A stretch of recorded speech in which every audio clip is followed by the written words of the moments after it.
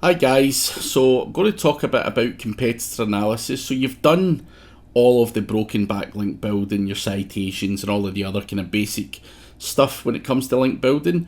The next thing you want to do is identify what your competition are doing, and that is normally called competitor analysis. Now, looking at what the guys in page one are doing is always a good way for you to identify other opportunities that are out there.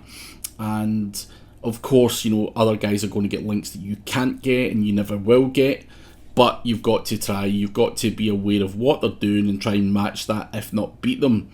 And most people use a tool like SEMrush or Ahrefs to identify what the competition are doing in a number of different ways, and in this instance it's going to be the backlink analysis. So on SEMrush you can go to backlinks here, put the domain name in, and it will allow me to see the backlinks, the anchors, referring domains and so on. Now, to cut out all the nonsense, I can basically just put in the referring domains and it's not going to show me multiple links from the same domain name. But you can see I've got one from Surfer SEO, Milos Krasinski, and a whole bunch of other websites out there. And for anyone who uses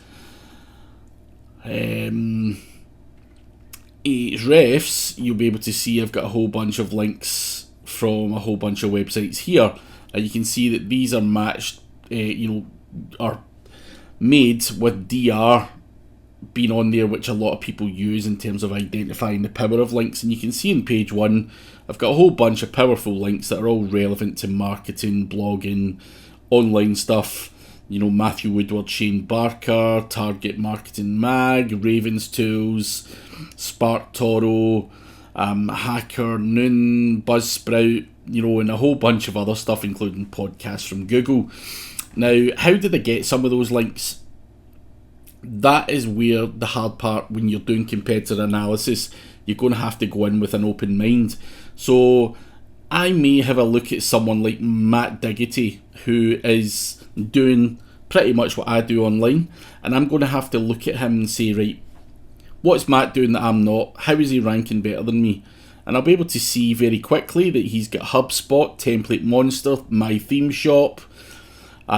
Just his 3 links, just by looking for 5 seconds, that I don't have.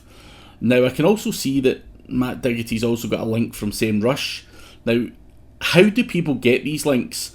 It's not always a case of doing an outreach campaign and getting those links. Now, I know for a fact that Matt is on SEMrush in a couple of weeks' time on a webinar, and he's most likely to have that link as a result of appearing in the webinar. The landing page is up and it links to Matt's website. So that's how he got that one. He's on a webinar. Now, how did he get one from Template Monster? I have no idea. He may have worked with them. He may have made a template. I have no idea.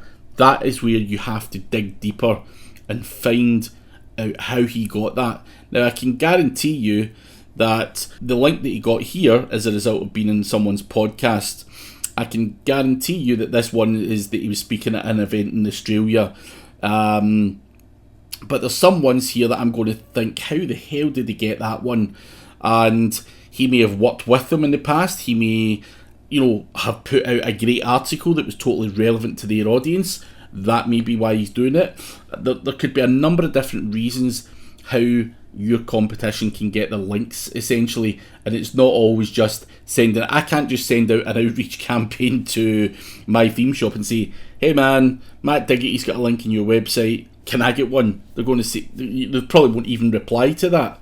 So you have to dig a bit deeper, and you can dig deeper with these tools and understand what's going on where, and where that link's coming from and everything else. And going back to SEMrush, what you would do is, again, not use the referring domains. You would just look at the backlinks, and it will show you the anchor text, so the source page title and URL of where that backlink's coming from, and that is essentially what you want to do. So on Just Creative, for example, just wait for that to load. Someone's done a blog post there talking about UX and SEO no longer enemies. We don't fight with each other, we appreciate what each other does, and there's going to be a link on there to my website because I was asked to take part in that particular blog post. So that's how I got that one. But you can basically go through and identify how people are getting the links, or maybe what they had to do to get that. And there's people out there who link to a picture or whatever it's going to be that I've maybe put out there. There could be a whole bunch of different reasons, including I put out a course and someone has basically put on there a link to my course from Stay at Home Courses or stayathome.courses. So you need to be able to reverse engineer that stuff. It's not just enough identifying, oh, he's got a link there. You need to understand why he got a link there and what you need to do to get a link there. And it's not always about doing outreach.